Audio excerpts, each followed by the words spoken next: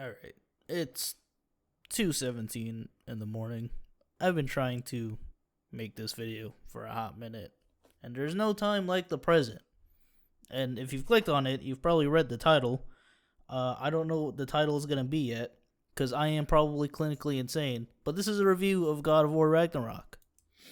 I guess I should preface this with, I have a ton of backlog games that I need to beat. And this was one of them that I really wanted to beat. Because when I got my PS5, it came with God of War Ragnarok. It was the bundle! And then, to top it off, not only did I get that one, I first initially purchased a digital edition PS5 that I didn't really want. And it was the only one GameStop had. It was the last one, the literal last one. And I didn't know when I was going to see PS5 again. They were hard to come across back in the day. And back in the day, like 3 years ago, which is kind of crazy to think about. But I got an email from Sony the next day after I had passed out and woken up. And I was like, hey, buddy, you dumbass, you want a PS5 with the disc edition instead? And I was like, yeah, I kind of do. But if I return this one to GameStop, I probably won't get my bones back. So now I got two PS5s. Anyways, I ended up like moving and stuff and changing jobs, and then I moved back again. It's just too many things happening. So I never really got around to playing the game until now, which did take me almost a year across 26 hours, according to the email they sent me afterwards. I didn't know that you got emails after you beat games on PlayStation. I'm being real with you. That's a new one for me. That was like I felt like an old man when they did that shit, bro. Like, what the fuck? They sent me an email about me playing my game. I know I just played the game, dog. You didn't need to email me too. But I felt even worse that I checked my email and saw it, you know? Like, shit. I'm reading my emails like I read old people mail. Do people still get mail? Anyways, this is gonna be probably the first of many videos to come. And I don't really know what I'm doing, but I'm doing it, I guess. And we've just got some things here that I'm gonna talk about, and kind of go over it.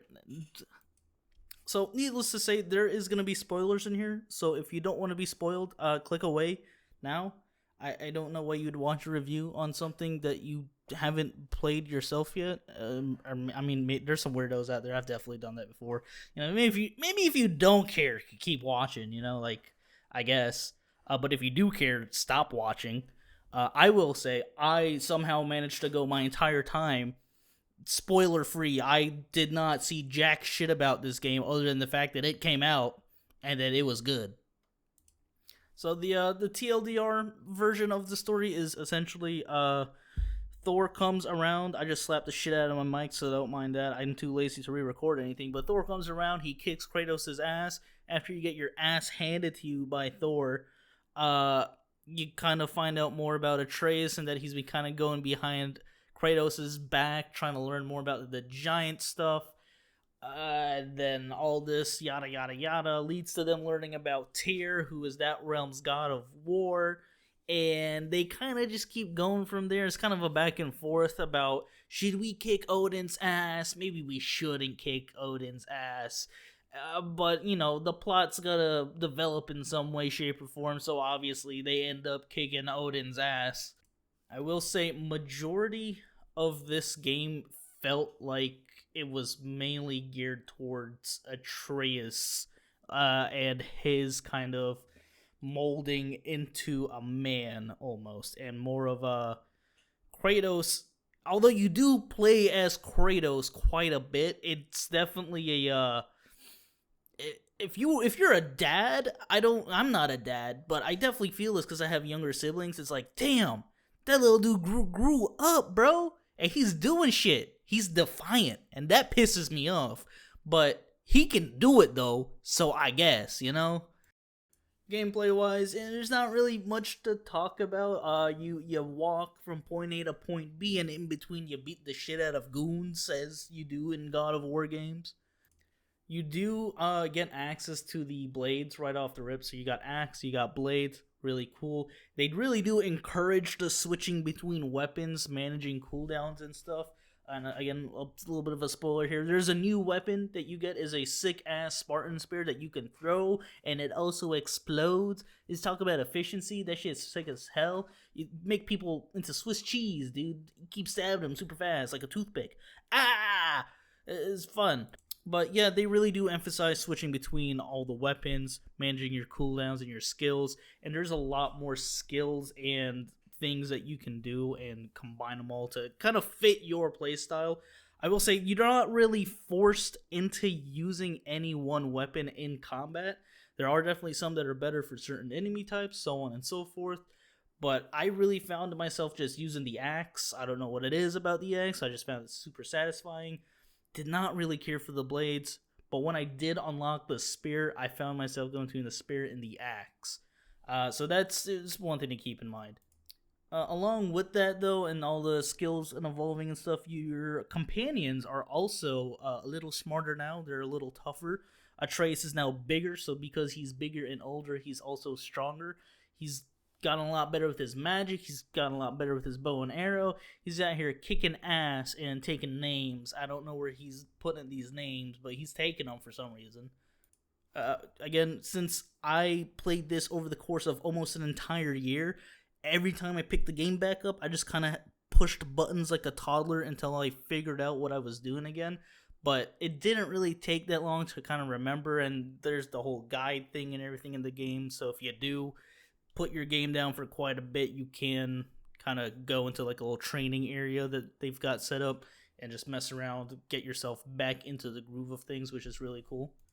But aside from kicking ass as Kratos, you also do get to play dedicated sections of the game as Atreus.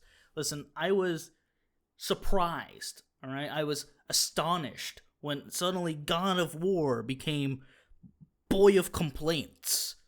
Now, the gameplay loop for Atreus is a little bit faster. You know, he's not as big and bulky as Kratos, so he feels faster. Like his dodges and everything feel like they're a lot swifter.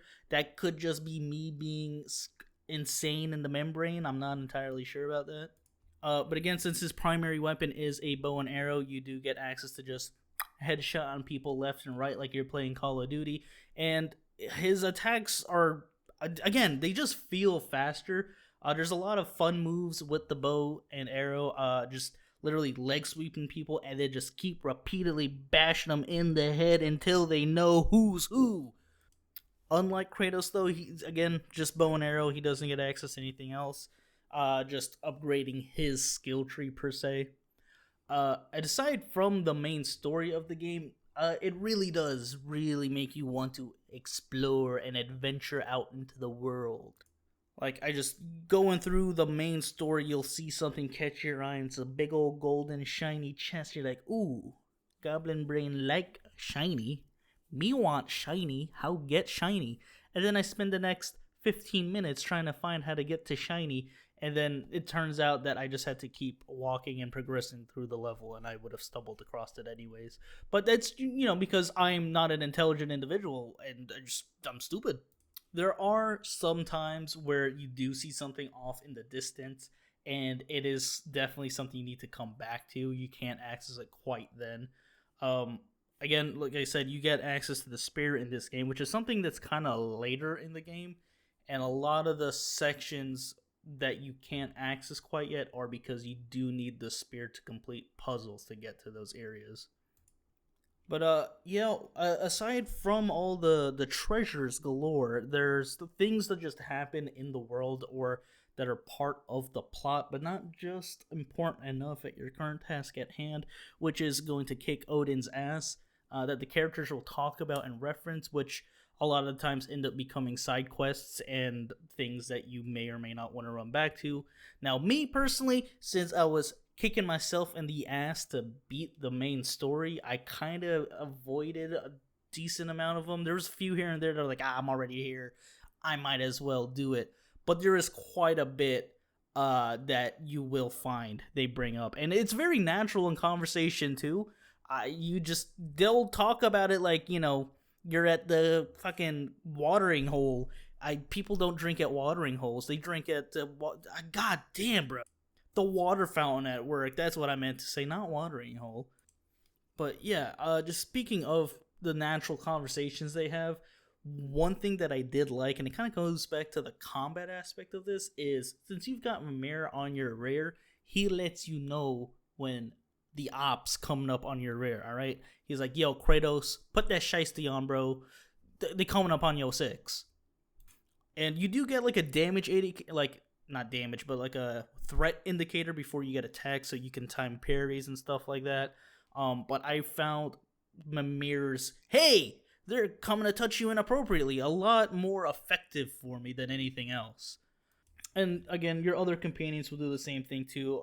Atreus will go, "Hey, he's up there," and which sucks because half of the time, up until you get the spear again, you're kind of waiting for him to shoot him or something. Because you try flinging your thing and it don't reach. You try throwing the blades, they don't reach, and you're like, "Bro, just shoot the guy and knock his ass down here so I can touch him instead." Again, going back to just the way things flow naturally, there is just a lot of natural interactions with the characters and the world around you. There's one particular one that I really remember enjoying was with Ratatosker. He's like, "Yo, hit this thing," and you keep hitting the thing, and I'm probably not gonna put a clip of it up because I'm lazy. But you can definitely YouTube it yourself or Google it. I'm sure somebody has a clip of it, or I might find that clip and credit said person. But that was kind of hilarious. And if you don't see the clip, that means I didn't do it, obviously. But one thing that didn't really click in my brain until like I got towards the end of the game was how big each one of the realms and worlds that you went to. They're realms, is what they call them in the game, but whatever. Each one is super unique. There's like Swampland, you got Forest Land, you got Iceland, you got Volcano Land. So, pretty unique when it comes to a video game. And there's Fairy World. Mr. Crocker would have a day with that one. But, each unique type of enemies, unique patterns. And when you're going through the main story, there are own unique puzzles that go with each realm. There are some truly breathtaking scenes and moments in this game. There's honestly times where I just kind of sat there and observed the world and just all the details that they put into the characters, the way that even like Kratos and Mimir and Atreus would react to wildlife and stuff like that. Things that just happen in the background. It's such a detail-filled world. Another thing that I really liked was every time you went to a new realm, they would talk about something specific to that realm and start having stories and stuff. And when you're going from point A to point B, your downtime between missions or objectives, whatever you want to call them, whatever's progressing your plot point, Mimir's going to tell you stories. Kratos is going to tell you stories. And your audience is really Atreus, but also you, the player. And it does really make me just want to sit there and listen to him sometimes. But, I got a story to beat, so I got to go beat it. And again, going back to the side quests and the world and everything else about this game, they do encourage you. Like, just the characters, Mimir will be like, "Hey, brother, you want to check that doohickey out?" And me being me, I'm going, "No." But if you ever do play this game, or if you have played this game, you might have been inclined to go, "Yeah, let me go do this thing." And then you do the thing, and you're getting more story, you're getting more interactions between Kratos, Mimir, and Atreus. One thing that I wasn't really mentally prepared for was the end of the game and how it kind of handles that. So again, between every like major event or like plot-driven story objective that you're doing, they will say, "Hey, let's go back and do X, Y, and Z." Now, when you get to the very final section of the game, the final fight against Odin, you will get one of these dialogue things again that go, "Hey, is there any other loose ends you want to tie up?" Me being me, fuck no, bro. Loose ends are loose for a reason, because I don't know how to tie knots. And then once you go and you do that and you come back, well, again, spoiler alert, but Atreus goes off to do his own thing. You do have the option of continuing to play the game, as most games do. But now you are stuck with Freya, who again is just part of the plot. Don't worry about it too hard. But you are stuck with her for the rest of the post game. So I do kind of wonder what those interactions are and how they differ between doing them with Atreus and Mimir versus Mimir and Freya after the fact. I don't get paid to do that. If I did, maybe I would, and this is gonna be my plug for you to like, comment, and subscribe. But yeah, honestly, it seems like way too much time and too much to do. Once I figured, you know what, I did just beat Odin. Let me see how much of the side quest stuff I didn't do now that I have everything in the game that's really necessary for beating these things. I said, holy shit, dude. I am nowhere near completing any of these. This is like another 40-hour venture if I did all of this. And like I said already, I got an email saying that, I beat the game and it took me about 26 hours. And that was 26 hours over the course of several months, since the beginning of the year. So let's say about 6 months it took me to get all of this done with, being an adult, which sucks, by the way. And which is, also kind of like the plot of the game. Atreus is becoming an adult, Kratos is growing up, and he's more of an old man. So the old adult things, that all ties in. And as far as any other side notes, the only thing that really comes to mind was this game made me nauseated for some ungodly reason. Like I said, God of War on the PS4 to this one, not much of a difference in gameplay, but this game would make me violently want to throw up. And I went through, I reduced all the settings that I possibly could to help reduce this.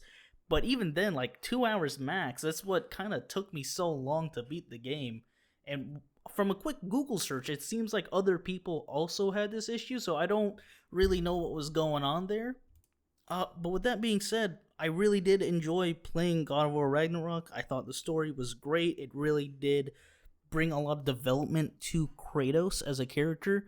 Again, not really much to write home about combat-wise. He didn't do anything different from the last game. You are kind of playing this game for the story, and if you like RPG elements and side quests and stuff like that. Lots of cool challenges, cool puzzles, stuff like that. Nothing too insane puzzle-wise. If you've got 5 brain cells, you can probably figure it out. It's really just boom, bam, pow, light that shit on fire, knock that shit over, and that's really the extent of the puzzles. But other than that, great game. And I don't really have a rating system. But I'm gonna say it's not a stale game or something, dude. I don't know. Considering that my whole channel thing is about chips, you can see the names is the gaming chip, so it's pretty fresh, I guess, crunchy, if you will. If you've stuck around this long, I'll just say thanks. I have kind of pretty much rambled after looking at some random side notes I just wrote in Google Docs. So I do appreciate it if you stayed around for the whole video. Like I said, I would like to get paid to do this. That'd be pretty cool. Maybe I'd do some better reviews in the future. So if you did subscribe, share the video. I don't know. Maybe there's something stupid you want to talk about it. If you got any plot points, drop it in the comments. You got any game suggestions, let me know. But I do have a backlog of games. And I also have a whole series of other games that I want to play. Like Resident Evil. I want to play Alien. I've got so much that I need to play and beat still. So maybe in the future, if this is popular enough, we'll do some polls or something. But for right now, we'll just, I guess, wait around for the next video. See you.